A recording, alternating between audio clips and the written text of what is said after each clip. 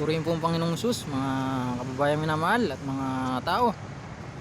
At bilang isa po sa mga alagad ng Panginoong Hesus, ako po ay nagpapaalala lamang patungkol po sa parusa pong impyerno at sa kaligtasan po na tangi pong sa Panginoong Hesus lamang po matatagpuan.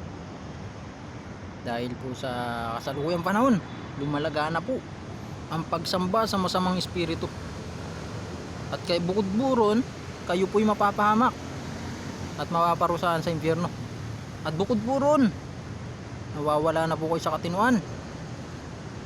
Lumalaga na po ang pagiging abnormal. Naku po, kayo po'y pinapalalhan ako. Sana po'y huwag nyo po mamasamain, dahil bilang isa nga po sa mga alagad ng Panginoong Hesus, ako po'y nagpapaalala at nagpapahayag po ng kaligtasan na tanging sa Panginoong Hesus lamang po. Huwag po ron, sa Panginoong Hesus din lamang po ang katinuan. Mga minamahal, dahil po sa paglayo ng mga tao sa Panginoong Hesus na may-ari po ng mundo, na pinagmulan po ng mundo, na wala po kayo sa katinuan, yun po ang sanhi ng pagkawala nyo sa katinuan. Hindi po normal, mga minamahal, ang pakikipagtalik sa mga kamag-anak. Mga kababayan, hindi po normal ang pakikipagtalik sa mga hayop o aso. At hindi po normal na ikatuwa nyo na ang mga kababayan natin ay naghirap. Minamahal, ipinapaunawa ko lang po, dahil wala po sa normal yun. Hindi po normal yun.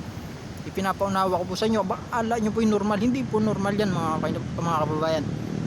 Ang dahilan po nyan, dahil sa pagtalikod nyo po sa Panginoong Hesus, na wala na po kayo sa katinuan, mapupunta pa po kayo sa impyerno.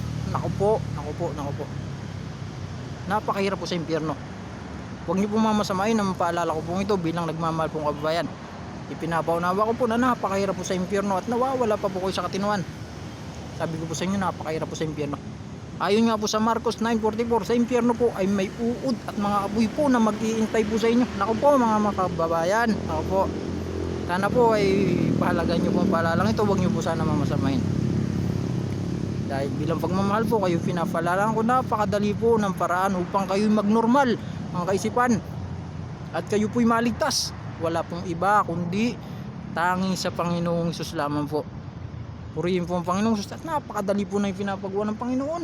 Ako po, mga kababayan, siya po'y mahalin po natin ang ating kapwa, at tayo po'y sumunod sa batas na umiral sa ating lipunan. Hindi po ito mahirap, mga minamahal.